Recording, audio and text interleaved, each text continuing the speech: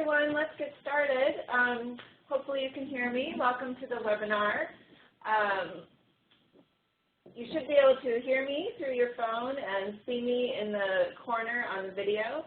I'm Kari Nelsestuen, and welcome to this webinar, Dropout Prevention Strategies, Strengthening Data Systems.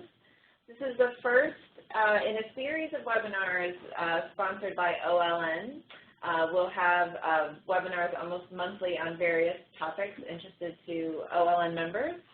And this first webinar comes out of work we're doing in the OLN Research Alliance, and specifically in the Equity in High School Graduation Task Force. That's a mouthful, but I know several of you on the phone right now are part of that task force, and I think we'll have others joining us in a few minutes who are also members of that task force.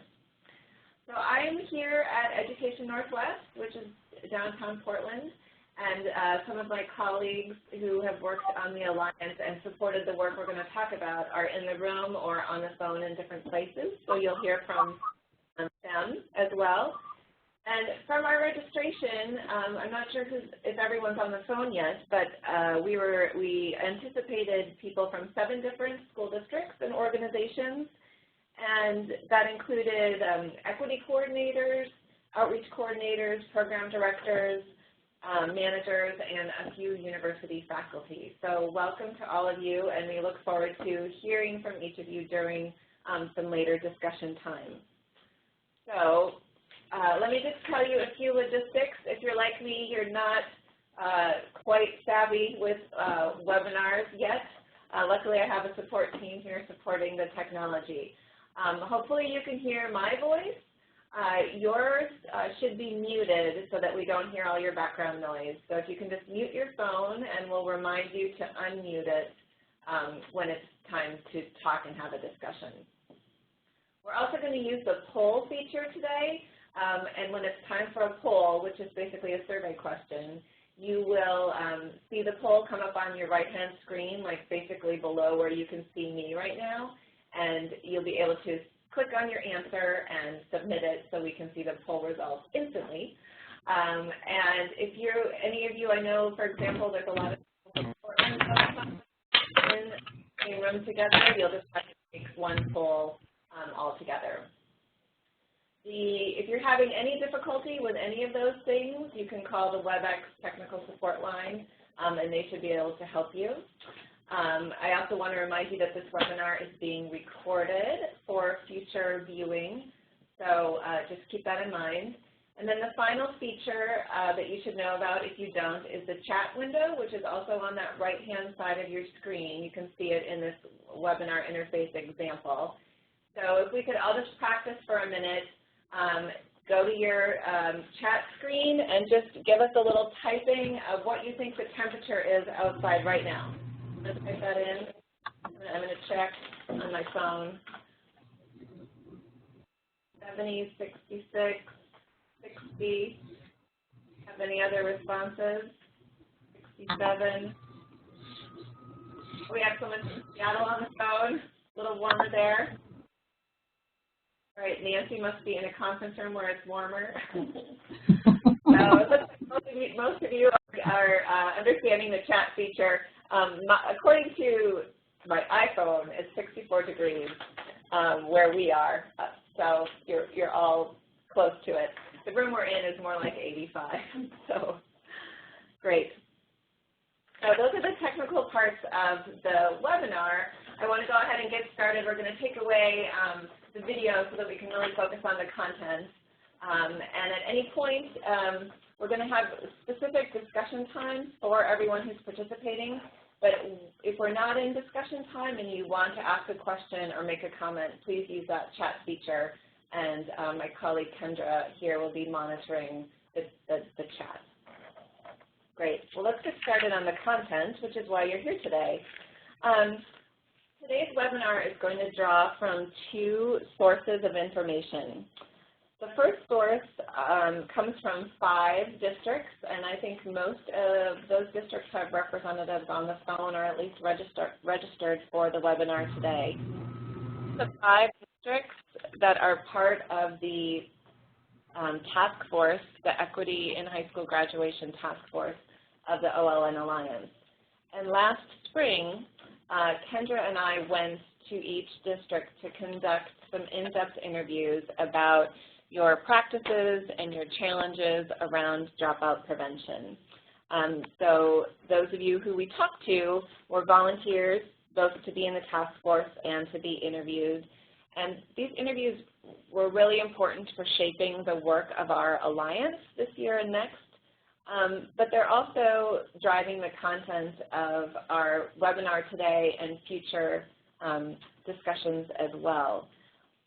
And we have some people here who were part of those interviews, as I said, but a reminder that they did take place last year, so some of the content of what you told us may already have changed.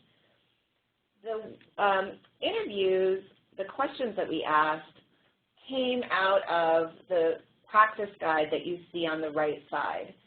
So I don't know how many of you are familiar with the IES practice guides, but these are publicly available for free.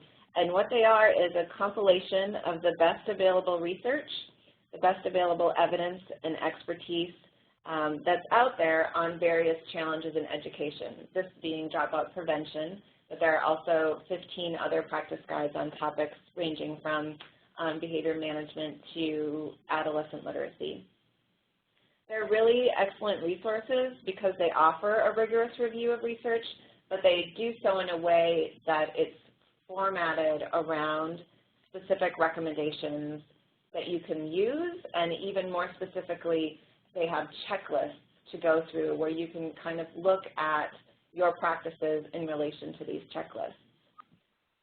So this particular practice guide has 6 recommendations around dropout prevention, and today we're actually only going to focus on one. So instead of kind of surface level covering the entire practice guide of recommendations, there is so much just around the first recommendation, which is around data systems, that we're going to go much deeper into one recommendation and leave the other 5 for next steps or for you to look at on your own. So we have 4 goals related to the webinar. The first is to review, as I said, that first recommendation from the practice guide so that you're really familiar with what it says, not just the recommendation, but the checklist around the recommendation. So you should be able to walk away with a very good understanding of that recommendation. And then the second and third goals are from the interviews. So we'll be going through and sharing with you what we found from the 5 participating districts. What are the common struggles related to recommendation 1, and what are some of your strategies for addressing the recommendation? And then finally, what OLN is kind of all about is identifying possible partnerships or ways that we can share across the network that we're not all tackling this alone. Hi, if you're just, I see people keep joining us. If you've joined us, we ask that you mute your phone so we don't hear all the background noise until the discussion time, and then we can unmute and have you participate, which will just be a few minutes from now. So welcome to those who are just joining us. We're glad to have you. Okay, let's dive right into the first recommendation. The first recommendation, the overall recommendation, number 1, may not sound like the heart of dropout prevention. It's about utilizing data systems, and it doesn't sound like the headlines that you might see in the newspaper, but data are a very, very key piece to dropout prevention. It's kind of like the foundation on which the practices are built. And the practice guide will tell you that regularly analyzing student data is a critical step for determining the scope of the dropout problem and identifying who's at risk of dropping out. So in other words, a good, strong, regularly used data system is your diagnostic tool, and it's very key. So we all want to do a better job of identifying students and doing so as early as possible. And the practice guide tells us that it's especially important to do so at critical transition points. So in middle school and heading into when they transition to high school are some critical points. Furthermore, the recommendation tells us that we want systems that use comprehensive longitudinal student data with unique student identifiers, and that's something that we have in Oregon. We follow cohort data of graduates because we're using systems where students do have unique IDs. Not that it isn't without flaws, but we do have that piece in our state. Then the recommendation also tells us that at a very minimum, and I want to emphasize minimum, you should be able to easily, and I want to emphasize easily, access and regularly, that's the third thing I'll emphasize, regularly. So at a minimum, easily access regularly these four things: student absences, grade retention, low academic achievement, and behavior problems. And OLN, as a network, we would also add an emphasis that you should be able to, with all of those things, disaggregate not only by individual students, but by different groups, subgroups of students, to look at issues of equity.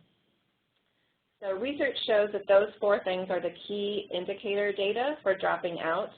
And as many of you know, our alliance is also engaged in a specific research study that will identify more specifically which indicators your district should be specifically looking at.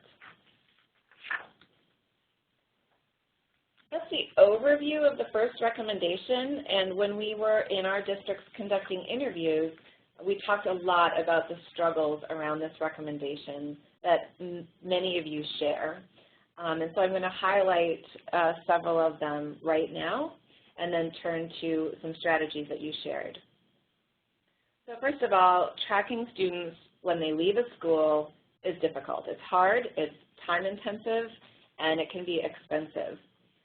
Often the wrong withdrawal codes, when I'm talking, I'm reporting what the interview said. The wrong withdrawal codes are entered, and then they're difficult to change once you've used them once. There's also some challenges between districts, which makes intra-district transfer issues difficult, and there are very few resources to track students after high school. And so this tracking students when they don't show up for school is one of the #1 challenges across your districts. Second on the list is validating data. Validating data is hard. Who will validate the data? What do you do to find out new information? And what do you do to change the data if you find out that it was actually inaccurate the first time? And then finally, the actual task of entering data was a struggle that we heard about in interviews. So to properly train staff consistently so that it's consistent across the district and not different school to school is a challenge. And also districts reported there's a lot of turnover in data entry, data clerk, data staff, and so that brings up more issues for training and retraining. These challenges, while these challenges exist, we also heard about lots of strategies, and I think this is part of the webinar that I hope you'll draw from at the end and in our discussions to say, hey, I have another strategy that we're doing that's working, or wow, that's a strategy we haven't thought about, and maybe we should find out more and then act on that. And I also want to emphasize our list of strategies is not comprehensive. There's not time to show all the strategies, and our interviews were not exhaustive. So please use the discussion time today to talk about some of these strategies. So that said, let me tell you a little bit more about what you see on your slide. The first strategy from Portland is that their data clerks are actually hired, trained, and supervised by the district. And so it helps with the consistency in message and the how-to across the district rather than having a lot of discrepancy from school to school in how people are trained and managed. That was the first strategy to share with you. The second, which I think came out of more districts than just two, was that districts at the district level generate lists of students at certain times of the year that they believe are withdrawn, and then they send those lists to schools for validation. And actually what we heard is that this process is highlighted and being emphasized more than ever right now, so that there's back and forth checks between the district and the individual schools to make sure that those lists are accurate the first time around.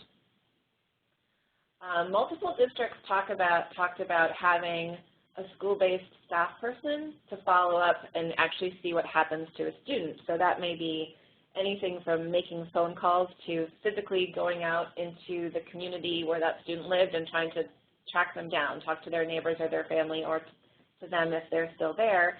And for two reasons. One is to make sure your data are accurate, but more importantly, if that student is still around and you can bring them back into school, they're playing that dual role. I want to emphasize that this is something we heard in a lot of cases used to happen and has been one of the services that's been cut with all the recent budget cuts, but it is still happening in some places.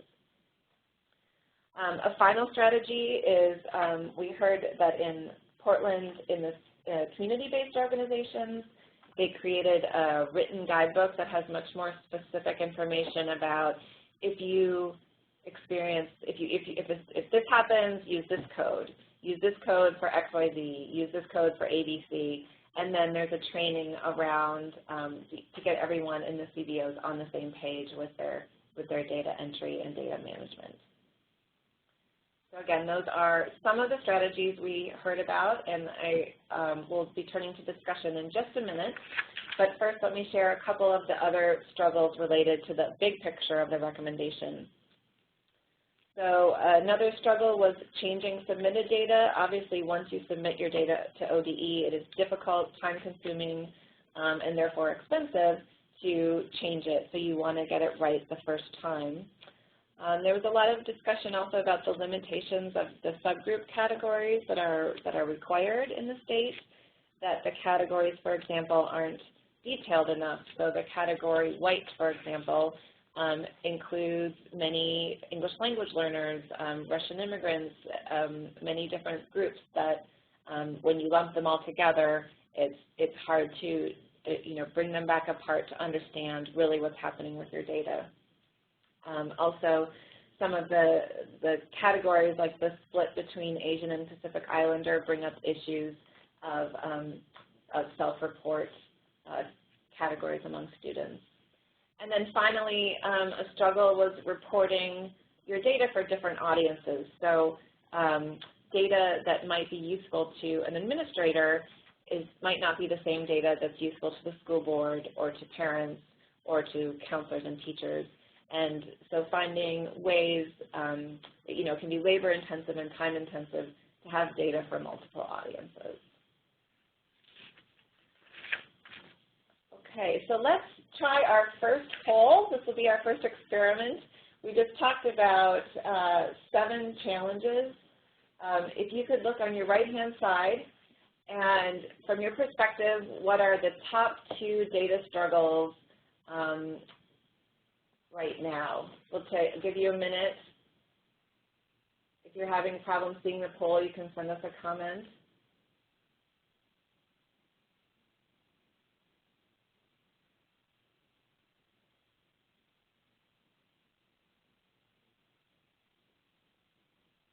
So it looks like most of you are thinking about it or answering. Give you just a couple more seconds.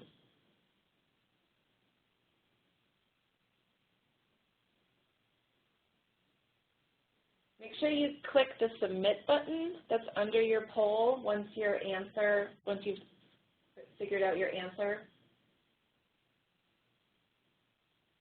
Okay? All right. Thank you. I'm going to close the poll just so we can see the results together. If you are still thinking about it, keep that in your head. Okay, so what I see, and you'll see it in just 7 seconds, is that the most common answer was tracking students when they leave a school. But that there are answers for all the other categories as well. Validating data is the second most common response, and then the others have a few responses as well. Hopefully everyone can see that poll. Great. I'm so excited. It's the first poll I've ever done in a webinar, so I'm going to pat myself on the back. and let's now, if you would like to unmute your phone, if you have, although if you, yeah, maybe just unmute your phone when you're ready to talk. It gives a lot of background noise. So I'm going to open the phone.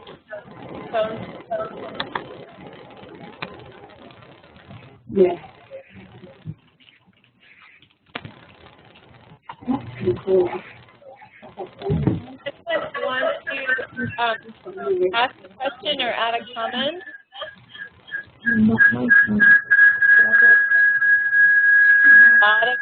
There's a lot of feedback from someone's phone right now. Okay, so, here's the strategy. You can see on your screen that there's a red muted button. You can't see that?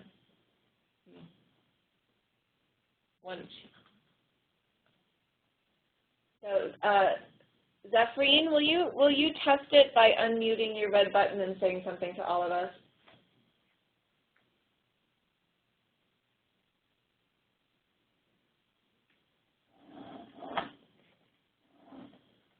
Or can anyone unmute themselves?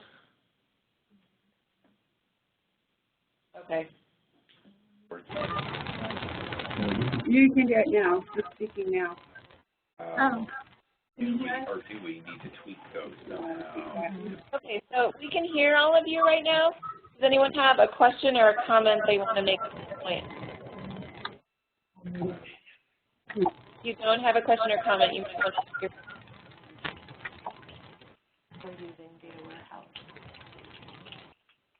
All right, I'm going to move on to figure out our students. Very easy for me to. Okay. Sorry about that. We'll figure out the mute-unmute situation before our next discussion time. So let's dive a little bit deeper into the recommendation by going into their checklist. And Sarah is typing in some more specific directions about the next time we mute and unmute our phone. So you'll see that the first, one of the checklist items is that we should all be reviewing student-level data to identify students at risk of dropping out, especially before key academic transitions.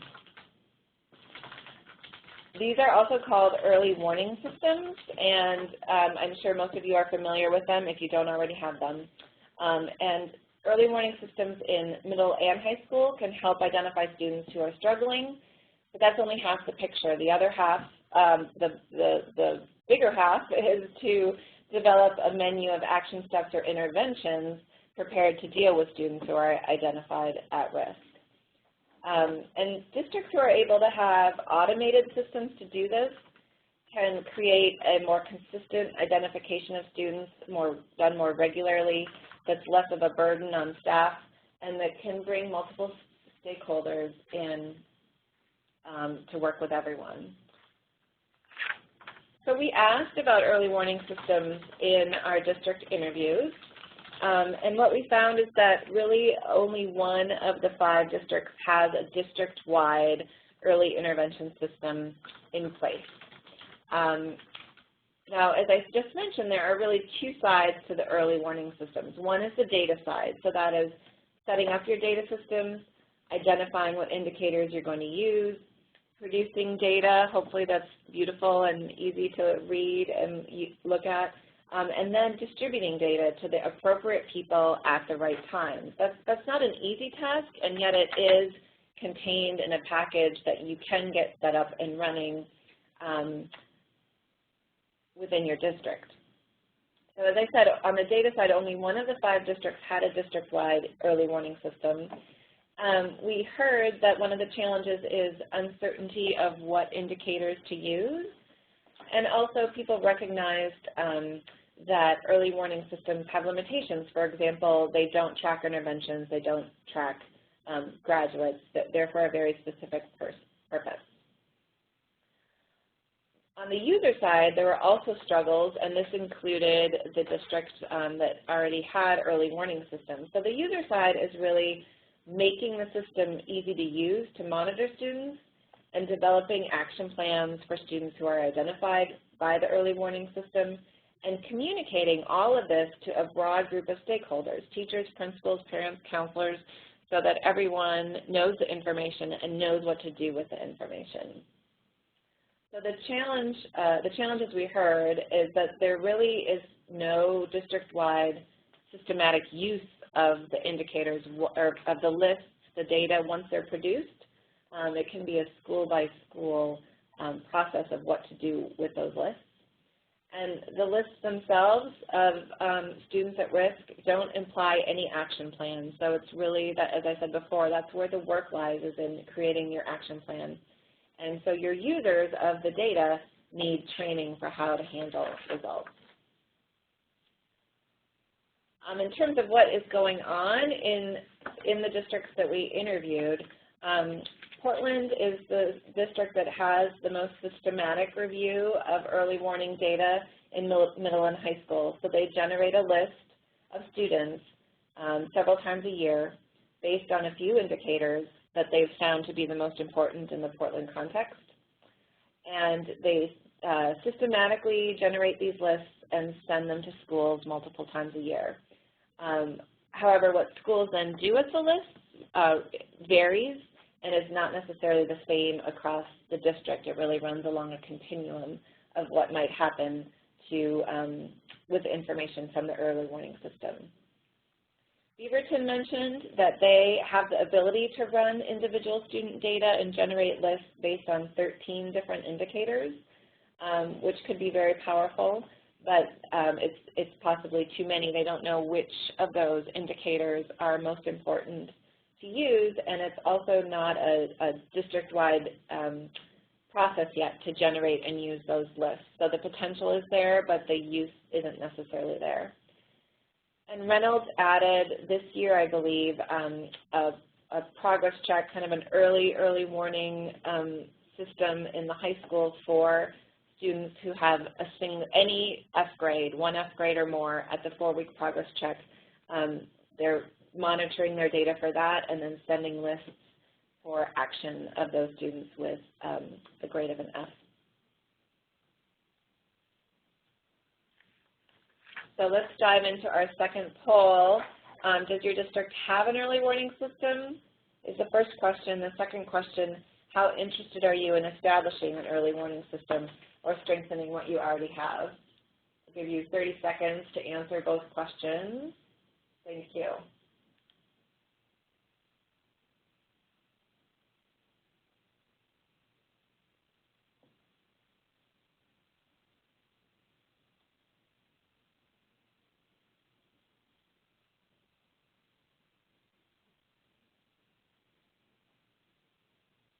Don't forget to click that submit button at the bottom. It looks like we have almost all of your answers.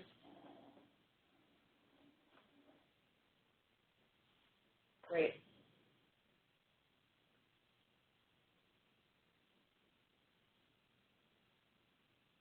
So you'll see the results in a minute.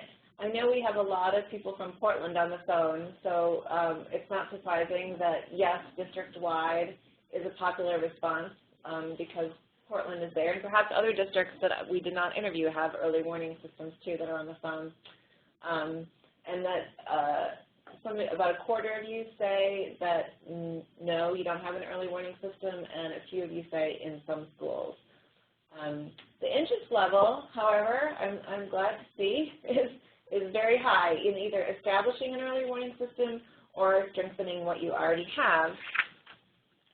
And so you'll be interested to know that our next event following this webinar is actually a full-day event for all OLN members about early warning systems. So it's called Early Warning Indicators, Interventions for Student Success. It's a free event for all OLN districts. And without going into details now, your OLN team leader, your superintendent, has the information because each district is able to send a team. And this event is really going to focus not just on the data side. A lot of it is going to be about the user side. What do you do? What actions do you take with information about students who are at risk of dropping out? So we hope to see many of you at that event. Okay, we're going to try the discussion again. And Sarah, what's the best thing for them to do? So if you would like to add to the discussion, you can press the raise hand button. Do you see the raise hand button? Everyone, and then Sarah can manually unmute you. So we're going to watch right now and see if anyone has a comment or question they want to make, especially about some of the district work that's already going on. If you raise your hand, then we'll unmute you and you can comment.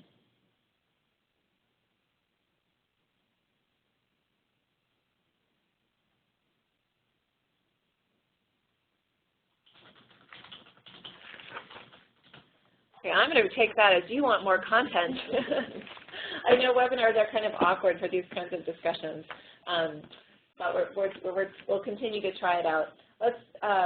We're going to go through 2 more checklist items from the practice guide before we do some conclusions and concluding discussion. So, excuse me. The next checklist item is to monitor the academic and social performance of all students continually, and we've underlined all. And by monitoring, that means multiple sources of data. It means their transcripts, their test scores, their discipline referrals, and other data in one package to really be able to be on top of all students in your school communities. And it's not supposed to be something that's done once a year or at the beginning of the year or for just a certain group of students that you're worried about. There should be a system to monitor these things for all students regularly, because these data can really help identify students who have experienced a life event or an academic challenge or a social or behavior problem that, again, may indicate a higher risk and may need immediate action. So this is different than an early warning system, although the two probably draw from the same data sources. So these systems can be somewhat burdensome, so the practice guide recommends, of course, the more automated your system can be, the better. So we heard from you that there are struggles to do this. One is that there's no single system to bring out a comprehensive student profile. So you have to draw this kind of data from ESIS and that kind of data from your SWIFT and that kind of data from a different source. So to put all the things you want to look at in one system is labor intensive and not just the click of a button yet. We also heard that in most cases there are building-specific solutions to this problem, so people are working on this kind of data monitoring, but it's rare or not existent that there's a district-wide solution to how to monitor students in an ongoing way.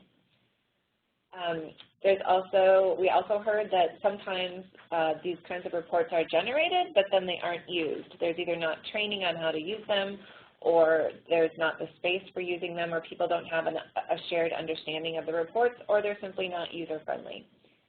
And as I already mentioned, pulling data from different sources to get the right kind of report that counselors and teachers and administrators can use can be labor-intensive at this point.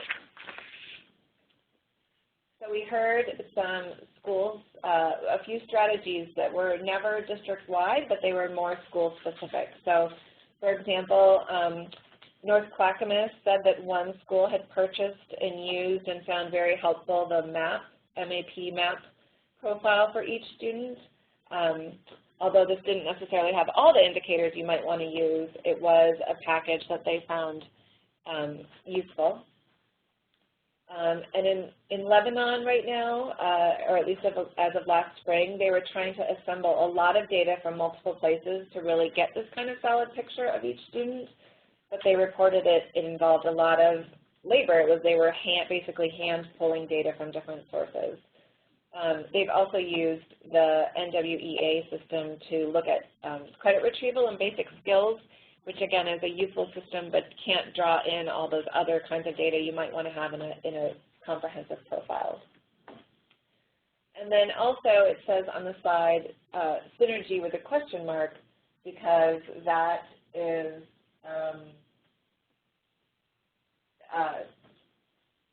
sorry, I lost my train of thought, because we hope that Synergy has the potential to start doing this more often.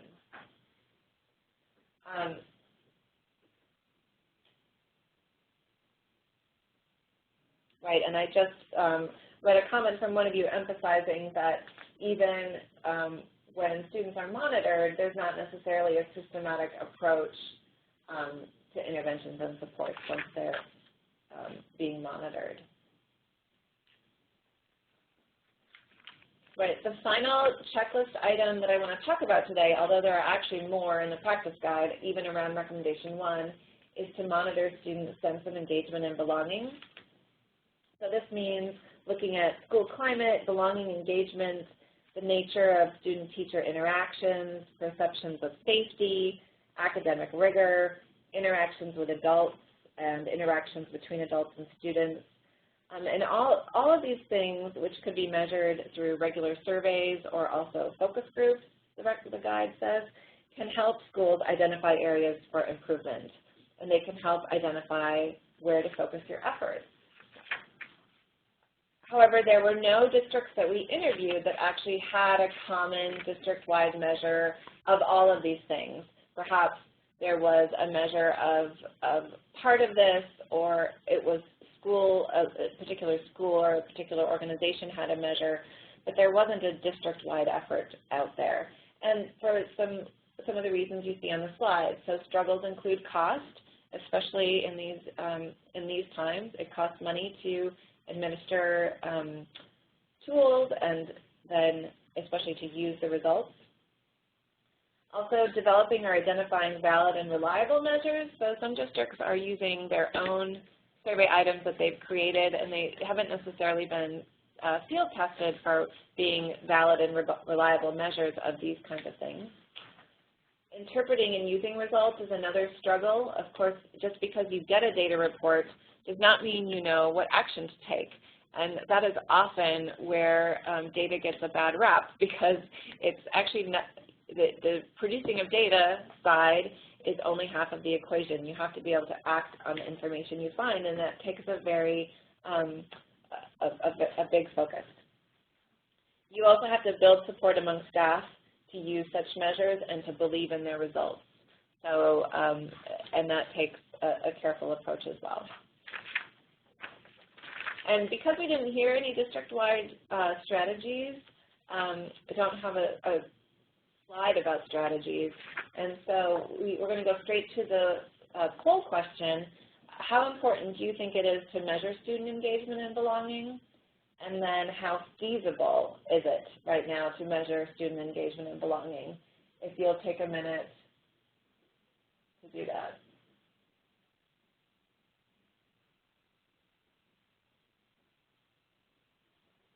And as we're doing that, I just want to share some information that's more specifically coming out of Portland about needing some non-cognitive surveys that will allow them to monitor student engagement and belonging. And I know there's some examples out of Chicago that we should continue to draw on. And also that alternative schools have an exit survey, but it's another one of these things where we question whether it's valid or reliable. I think you all should be able to see, right, Sarah, that those chats. You should be able to see and follow each other's chat. Yes.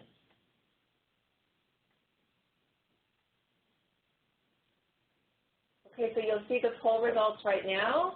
We have unanimous agreement that it's very important to measure student engagement and belonging, but most of you think it's only somewhat feasible to do so at this point. So let's try one more time to see if people want to comment specifically. You can use that raise your hand application, or not application, button. Use the raise your hand button, and then Sarah will unmute you if you want to talk about this issue. Just give you 1 minute to see if anyone has a comment.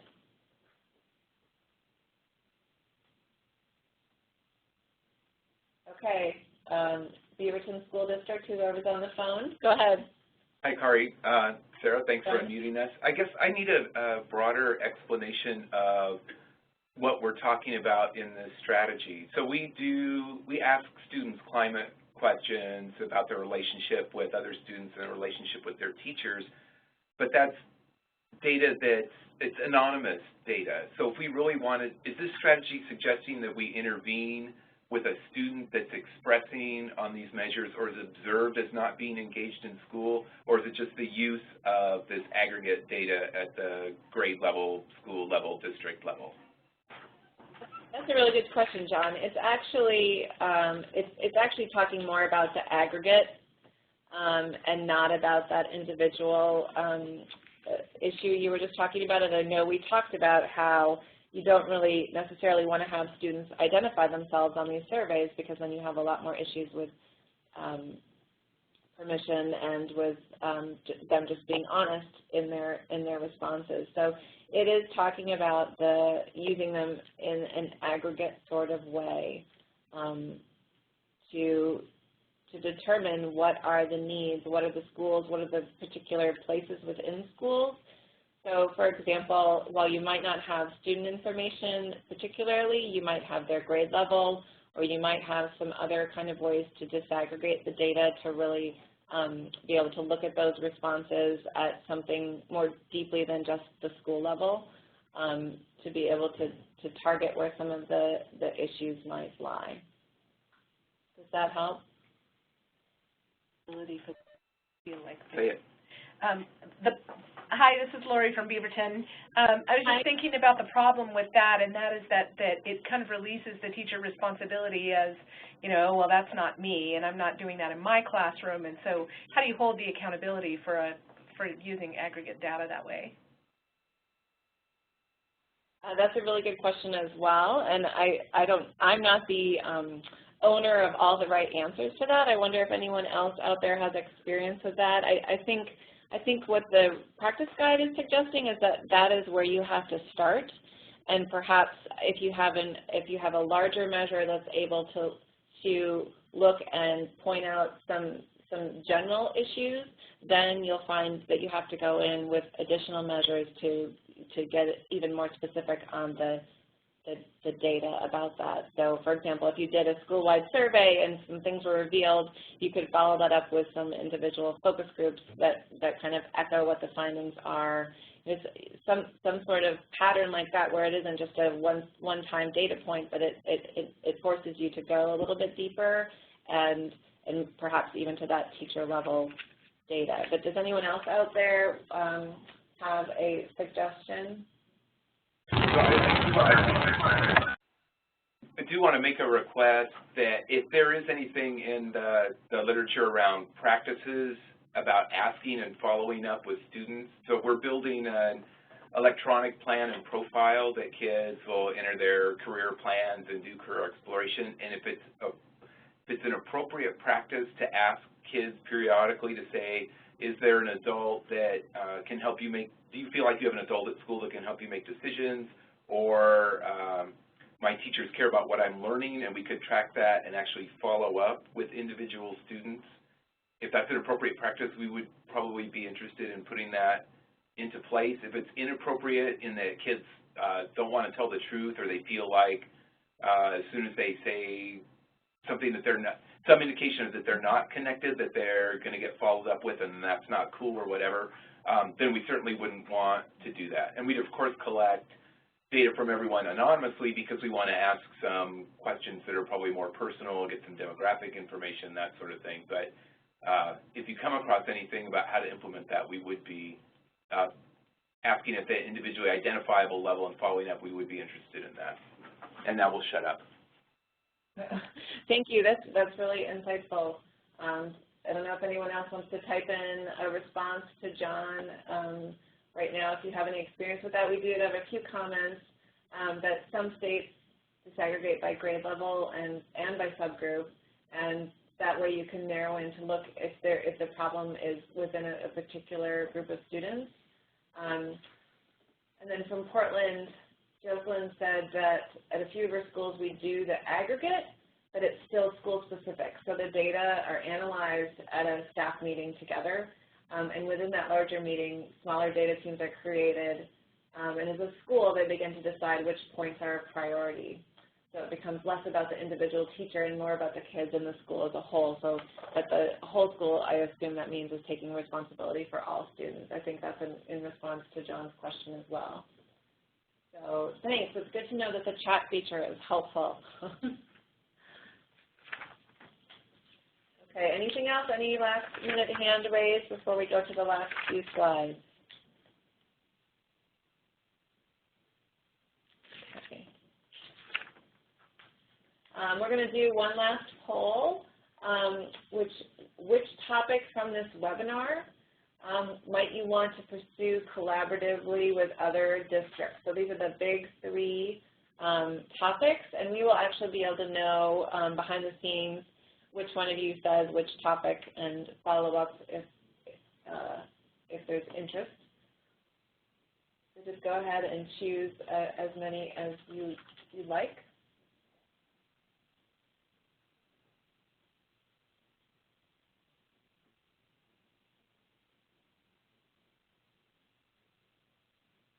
Okay, I'll give you 2 more seconds. Just make sure you click that submit button. Great. Thank you. So interesting. So coordinating common measures of student engagement was the top answer. And to me, I'm curious if that's because it was the last thing we talked about, or if that's coming to the top because it's one of the hard things to do. I want you to think about, if you could, and then we'll have a short discussion as we're starting to run out of time. From what we've gone over today, what are your takeaways? What are you taking away from this time together today? Have you identified a challenge that you feel like you need to prioritize immediately? Maybe it's been on the back burner and this has brought it back to the front. Have you identified a strategy that you heard about happening in another district that you might want to learn more about or try? Do you need to think about how to take, what part of this webinar to take to other people in your school or district to talk about a topic and spread the discussion further? And or do you want to follow up on a potential partnership in this, with this alliance? So before our last few slides, I'd like to just open it up to a general discussion of any topic from today, especially about your interest in next steps. So again, please just use the comment feature or raise your hand and we'll unmute you if you have a comment.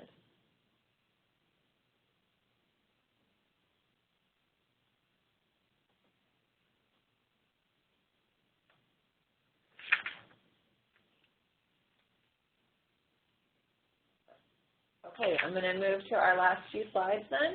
And this is just an overview. As I said, we only focused on the first recommendation today.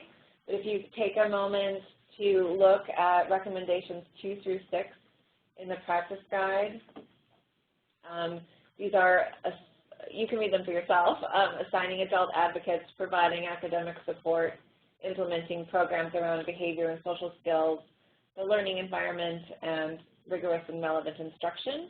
And if you access the practice guide, it will, in the same way that we did today, it will give you a checklist and also walk through some of the common barriers to doing these things.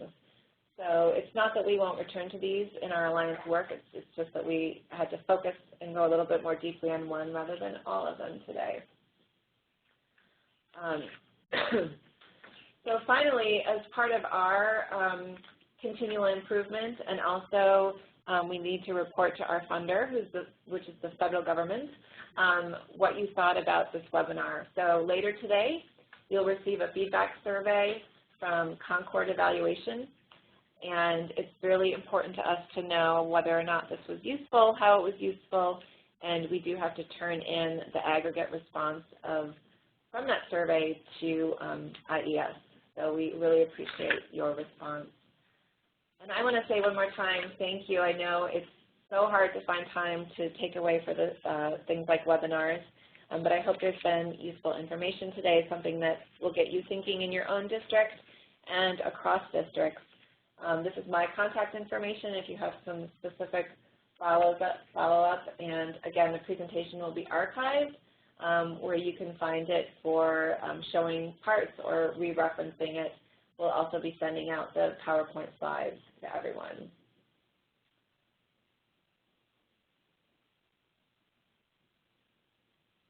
Any other comments or questions before we end? I see from Beaverton has added that they're interested in knowing how other districts are developing and implementing culturally specific interventions to increase engagement of students of color. And Portland is interested in the measures of student engagement and early warning indicators. That's great, and we'll be able to, we have all this recorded so we can follow up on those interests. Right. I want to say thank you to all of you, and from those of us here at Education Northwest, we hope to see you at that October 23rd event on early warning systems, and have a great weekend. Thanks, everybody. Thank you.